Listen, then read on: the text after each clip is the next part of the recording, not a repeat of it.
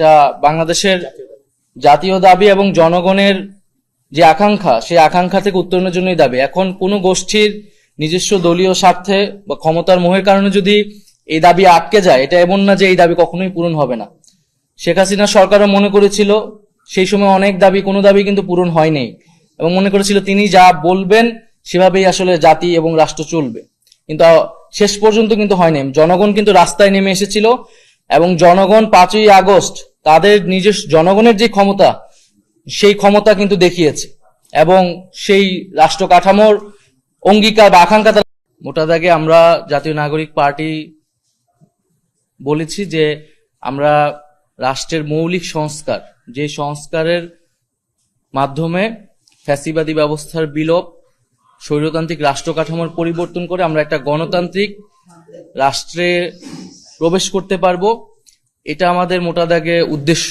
সেই উদ্দেশ্যের ভিত্তিতে আমাদের যে সংস্কার প্রস্তাবনা, আমরা আজকের আলোচনাতে আমরা ক্ষমতার ভারসাম্য, আমাদের যে সংবিধানে এক ব্যক্তি কেন্দ্রিক একটি কাঠামো, প্রধানমন্ত্রীর কাছেই সব ক্ষমতা কুক্ষিগত, সেটার কিভাবে গণতন্ত্রায়ন করা যায়, রাজনৈতিক প্রভাবের বাইরে গিয়ে এবং এক ব্যক্তির প্রভাবে বা প্রধান নির্বাহীর বাইরে গিয়ে সাংবিধানিক যেই নিয়োগগুলো রয়েছে, প্রধান বিচারপতি এবং অন্যান্য যে নিয়োগগুলো রয়েছে, সেই নিয়োগগুলো কিভাবে আমরা বাস্তবায়ন করতে পারি, এবং যে শান্তিপূর্ণ ক্ষমতা হস্তান্তরের প্রক্রিয়ার ক্ষেত্রে আমরা কোন ধরনের প্রাতিষ্ঠানিক নিয়ম তৈরি করতে পারি। এছাড়া নারীর ক্ষমতায়ন এবং বিচার বিভাগের স্বাধীনতা, মোটা দাগে এই মৌলিক বিষয়ের উপরে আমাদের আলোচনা ছিল। সেক্ষেত্রে আমরা প্রধানমন্ত্রীর ক্ষমতার ক্ষেত্রে আমরা বলেছি যে 2 বারের বেশি প্রধানমন্ত্রী হতে পারবে না, টার্ম লিমিট থাকবে 2 বার সর্বোচ্চ। রাষ্ট্রপতি এবং প্রধানমন্ত্রী উভয়ের ক্ষেত্রেই যিনি একবার প্রধানমন্ত্রী হয়েছেন তিনি রাষ্ট্রপতি হতে পারবেন না পরবর্তীতে। আমরা প্রধানমন্ত্রী শাসিত সরকার নয়, বরং মন্ত্রী পরিষদ শাসিত যে সরকার, সেটার প্রস্তাবনা দিয়েছি। এবং এছাড়া যেই এনসিসির ধারণা দেওয়া হয়েছিল ঐক্যমত্য কমিশনের পক্ষ থেকে, যে সাংবিধানিক কাউন্সিল, জাতীয় সাংবিধানিক কাউন্সিল, আমরা যে সেই জাতীয় সাংবিধানিক কাউন্সিলের ফরমেশন নিয়ে আলোচনা করা হয়েছে, সেখানে কিছু মতামত এসেছে। সাংবিধানিক কাউন্সিল হচ্ছে সাংবিধানিক যে গুরুত্বপূর্ণ পদ, সেই পদ নিয়োগগুলো দিবেন। এবং আইনসভার ক্ষেত্রে আমরা দ্বিকক্ষ বিশিষ্ট আইনসভাকে সমর্থন করেছি, এবং উচ্চকক্ষ হতে হবে ভোটের আনুপাতিক, আসনের আনুপাতিক নয়, এবং নির্বাচনের আগেই উচ্চকক্ষের প্রার্থীর ঘোষণা দিতে হবে রাজনৈতিক দলগুলোকে। আমরা 100 আসনে নারী প্রার্থী প্রত্যক্ষ ভোটে প্রতিযোগিতা করে সংসদে যাবে, এ প্রস্তাবকে নীতিগতভাবে সমর্থন করেছি, কিন্তু এটার পদ্ধতি কি হবে সেটার কয়েকটা প্রস্তাবনা এসেছে, সেটা এখনো আমরা চূড়ান্ত হয়নি, চলমান আছে সে আলোচনা। রাষ্ট্রপতি নির্বাচনের ক্ষেত্রে ইলেকটোরাল কলেজের মাধ্যমে রাষ্ট্রপতি নির্বাচন, সেটার একটা ধারণা দেওয়া হয়েছে। নিম্নকক্ষ, উচ্চকক্ষ, জেলা সমন্বয় কাউন্সিল, স্থানীয় জনপ্রতিনিধি, এদের মাধ্যমে একটা ইলেকটোরাল কলেজ করে সেখান থেকে রাষ্ট্রপতি নির্বাচন। সংবিধান সংশোধনের ক্ষেত্রে গণভোট করা লাগবে। উচ্চকক্ষ নিম্নকক্ষের 2/3 মাধ্যমে হওয়ার পরেও আমরা গণভোটে যেতে হবে সংবিধান সংশোধনের জন্য। আমরা বিচার বিভাগকে রাজনৈতিক প্রভাব মুক্ত করা নিয়ে আলোচনা করেছি, সেক্ষেত্রে কয়েকটি প্রস্তাবনা এসেছে। আলাদা সচিবালয় করা, বিচার বিভাগের জন্য আর্থিক স্বাধীনতা দেওয়া, এবং বিভাগীয় বেঞ্চ তৈরি করা, জ্যেষ্ঠতার ভিত্তিতে সুপ্রিম জুডিশিয়াল কাউন্সিলের মাধ্যমে প্রধান বিচারপতি নিয়োগ করা, এবং সেক্ষেত্রে উচ্চকক্ষের মতামত নেওয়া যায় কিনা সে বিষয়ে আমরা আলোচনা করেছি।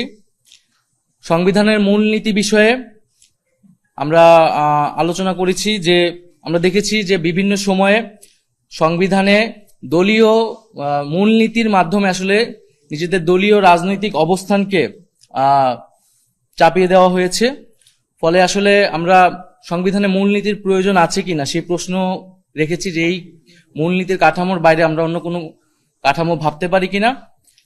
এবং আমাদের সংবিধানে যে গণপ্রজাতন্ত্রী এবং গণতান্ত্রিক রাষ্ট্রের কথা বলা থাকে, মৌলিক অধিকারগুলোর কথাও বলা থাকে, সেক্ষেত্রে আলাদা করে মূলনীতির প্রয়োজন আছে কিনা। তবে আমরা মূলনীতির ক্ষেত্রে বলেছি যে আমাদের যে 72-এর মূলনীতি, এছাড়া পরবর্তী সময়ে বিভিন্ন সংশোধনীর মাধ্যমে যে দলীয় মূলনীতিগুলো প্রবেশ করানো হয়েছে সেই মূলনীতিগুলো বাতিল করতে হবে। সেই মূলনীতিগুলো আসতে পারবে না। সংবিধানে প্রত্যেক জাতিসত্তার স্বীকৃতি এবং প্রত্যেক জাতি, ধর্মীয় জনগোষ্ঠী এবং এছাড়া বিভিন্ন নৃতাত্ত্বিক জনগোষ্ঠীর যেই স্বীকৃতি এবং অন্তর্ভুক্তি সেটার নিশ্চিত করতে হবে সংবিধানে। ইন্টারনেট প্রাপ্তির নিরবিচ্ছিন্নভাবে ইন্টারনেট প্রাপ্তির অধিকারকে মৌলিক অধিকার হিসেবে স্বীকৃতি দিতে হবে। মৌলিক অধিকার আদালত দ্বারা বলবৎযোগ্য করতে হবে। তবে এক্ষেত্রে অর্থনৈতিক অধিকারগুলো ধারাবাহিকভাবে নিশ্চিত করা হবে। আর এছাড়াও এর আগেও আমরা বলেছি যে প্রার্থীর ন্যূনতম বয়সের ক্ষেত্রে আমরা 23 বছর বলেছি, ভোটারের বয়স 16 বছর। ডেপুটি স্পিকার আমরা একজন প্রস্তাব করেছি এবং সেটা বিরোধী দল থেকে হবে। এবং এছাড়া আমাদের যেই অনেক বিতর্কিত বিষয় বা সমালোচনা, যে 70-এর অনুচ্ছেদ, সংসদ সদস্যের স্বাধীনতা এবং সংসদ বা সরকারের স্থিতিশীলতা সাপেক্ষে আমরা 70-এর অনুচ্ছেদের সংস্কারের কথা বলেছি। সেক্ষেত্রে অর্থ বিলের কথা বলা হয়েছে এবং স্বাধীন কমিশনের মাধ্যমে নতুন করে সীমানা পুনর্নির্ধারণের প্রস্তাব আমরা দিয়েছি। সংসদীয় যে সীমানা রয়েছে সেটা আমরা বলেছি যে একটি স্বাধীন কমিশন করে এটা নতুন করে, আগের কোনো সীমানায় আমরা যেতে চাই না, বরং নতুন করে এটা নির্ধারণ করতে হবে একটা স্বাধীন কমিশনের মাধ্যমে, নির্বাচন কমিশনের মাধ্যমে এটা করা হবে না। তো মোটা থেকে আমাদের আজকে এই বিষয়গুলো আলোচনা হয়েছে। এছাড়া যে পুলিশ সংস্কার কমিশনের স্প্রেডশিট দেওয়া হয়নি সে বিষয়ে আমরা উদ্বেগ প্রকাশ করেছি। এছাড়া আমাদের দুদক, পুলিশ সংস্কার কমিশন এবং জনপ্রশাসন সংস্কার কমিশন বিষয়ে আজকে কোনো আলোচনা হয় না, সেটা পরবর্তী যেদিন বৈঠক নির্ধারণ হবে সেদিন আসলে আলোচনা হবে। এই যে সমঝোতা, রাজনৈতিক সমঝোতার বিষয়টা, এটা আসলে আমরা মনে করি না যে এটা কোনো দলীয় অবস্থান থেকে হওয়া উচিত। বরং আমরা যদি আমাদের নীতিগত অবস্থানটা ঠিক করতে পারি, আমাদের আকাঙ্ক্ষা, জন আকাঙ্ক্ষার জায়গাটা ঠিক করতে পারি, যে জুলাই গণ অভ্যুত্থানের পরে আমরা একটা নতুন বাংলাদেশের কথা বলতেছি এবং আমরা বলতেছি যে যেই ব্যবস্থার ফলে একটা স্বৈরতন্ত্র বা ফ্যাসিবাদ তৈরি হয়েছিল, আমরা তো অবশ্যই চাই যে সেই ব্যবস্থাটি থাকবে না সামনের বাংলাদেশে। তো সেই ব্যবস্থার পরিবর্তন করতে হলে কি কি পদক্ষেপ আসলে নিতে হবে, আমরা মনে করছি এই পদক্ষেপ নিলে গণতান্ত্রিক একটা রাষ্ট্র কাঠামোতে আমরা প্রবেশ করতে পারবো। তো সেই জায়গা থেকে এটা জনগণই নির্ধারণ করবে, জনগণের সামনেই পরিষ্কার করতে হবে যে আসলে আমরা গণতান্ত্রিক একটা রাষ্ট্র কাঠামো যাব নাকি আমরা পুরনো রাষ্ট্র কাঠামো, পুরনো বন্দোবস্ততেই ফেরত যাব। ফলে আমরা মনে করি যে জুলাই গণ অভ্যুত্থানের পরে বাংলাদেশের মানুষের সেই আকাঙ্ক্ষা তৈরি হয়েছে এবং সেই আকাঙ্ক্ষার ভিত্তিতেই আমরা আমাদের বক্তব্যটা দিয়েছি। এবং আমরা আহ্বান জানাই যে বিএনপি থেকে শুরু করে অন্য যে কোনো রাজনৈতিক দল, আমরা এখনই আমাদের একটি সুযোগ এসেছে যে আমরা একটি রাজনৈতিক সমঝোতার মাধ্যমে আসলে বাংলাদেশকে এগিয়ে নিয়ে যেতে পারবো। এবং বাংলাদেশে আসলে যেটা কখনোই হয় না, যেটা আজকের আলোচনা আমরা অনেক বেশি জোর দিয়েছি, যে শান্তিপূর্ণভাবে ক্ষমতা হস্তান্তর, এটার নিয়েই বাংলাদেশের সকল সমস্যা, যে কিভাবে ক্ষমতা হস্তান্তর হবে। তো এবং সেই জায়গায় রাজনৈতিক দলগুলোর মধ্যে সমঝোতা, আলোচনার টেবিলে বসা, সেটাকে সেই সংস্কৃতি আসলে প্রয়োজন। ফলে আমরা আহ্বান জানাবো যে যে মৌলিক সংস্কারের কথা আমরা বলেছি সেই সংস্কারে যাতে আমরা সবাই নীতিগতভাবে একমত হই, এর ফলে আসলে এই সংকট কাল থেকে আমরা উত্তরণ করতে পারি। ঐক্যমত্য কমিশন থেকেই প্রস্তাবনা ছিল যে 4 মূলনীতি বাতিল করা, এবং ওনারা 5 মূলনীতির একটা প্রস্তাবনা দিয়েছে। তো আমরা সেখানে তো শুধু টিক চিহ্ন দেওয়ার এবং ছোট মন্তব্য করার সুযোগ ছিল। তো সেই জায়গায় আমরা বলেছি যে 4 মূলনীতি, যা 72-এর যে 4 মূলনীতি বাতিল করা, সেটাকে আমরা সমর্থন করি এবং এটা আমরা বহুবার বলেছি যে আমরা কেন 72-এর মূলনীতিকে বাতিল চাই। আর এর পরিবর্তে যে তারা যে 5 মূলনীতি বলেছেন, আমরা সেখানে বলেছি যে বহুত্ববাদের যে বিষয়টা, সেটার আরো পরিষ্কার ব্যাখ্যা বা সংজ্ঞায়নটা কি সেটা আমরা তাদের কাছে জানতে চেয়েছি, এবং তারা বলেছেন যে সেটা নিয়ে তারা আরো আলোচনা করবেন এবং এটার ব্যাখ্যা দিবেন। আর এর বাইরেও আমরা বলেছি যে আমরা এখন দেখছি 5ম সংশোধনী মাধ্যমে আবার সে আগের একটা মূলনীতিকে ফিরিয়ে আনার প্রচেষ্টা আছে। সেই জায়গায় আমরা বলেছি যে এই মূলনীতির মাধ্যমে বিভিন্ন সময় আমরা দেখেছি যে দলীয় রাজনৈতিক অবস্থান বা দলীয় মূলনীতিকে চাপিয়ে দেওয়া হয়েছে সংবিধানে, দলীয় মতাদর্শকে চাপিয়ে দেওয়া হয়েছে। বরং সংবিধানে একটা আমাদের এমন একটা জাতীয় ঐক্যমতের জায়গায় আসলে থাকা উচিত ছিল, যে আদর্শিক জায়গাটা কোনো নির্দিষ্ট দলের বা কোনো নির্দিষ্ট জনগোষ্ঠীর কোনো আদর্শ বা মূলনীতি এখানে থাকার সুযোগ নেই। সেই জায়গায় আমরা প্রশ্ন করেছি ঐক্যমত কমিশনের কাছে যে মূলনীতি কাঠামোর বাইরেও আমরা সংবিধানকে ভাবতে পারি কিনা, কারণ আমরা সংবিধানে রিপাবলিকের কথা বলছি, আমরা গণতান্ত্রিক রাষ্ট্রের কথা বলছি, আমরা মৌলিক অধিকারগুলোর কথা বলছি, যার মাধ্যমে রাষ্ট্রের জনগণের অধিকার কিভাবে নিশ্চিত হবে, কিভাবে একটা অন্তর্ভুক্তিমূলক রাষ্ট্র হবে, এর বাইরে আবার মূলনীতির প্রয়োজন আছে কিনা। কারণ মূলনীতির যেই বাংলাদেশের সিলসিলা আমরা দেখেছি সেটা আসলে খুব সুখকর অভিজ্ঞতা আমাদের জন্য হয়নি আর কি। তো এই বিষয়ে আসলে কোনো চূড়ান্ত কিছু আজকে হয়নি, আজকে আলোচনা হয়েছে, আসলে আলোচনা হয়নি। কারণ এই সংস্কারগুলো আমরা আসলে কিভাবে করব, পদ্ধতির জায়গা হচ্ছে তখন আমরা বলতেছি গণপরিষদ নাকি এটা সংশোধনীর মাধ্যমে হবে নাকি গণভোটের মাধ্যমে হবে, এই বিষয়ে আজকে আলোচনা হয়নি।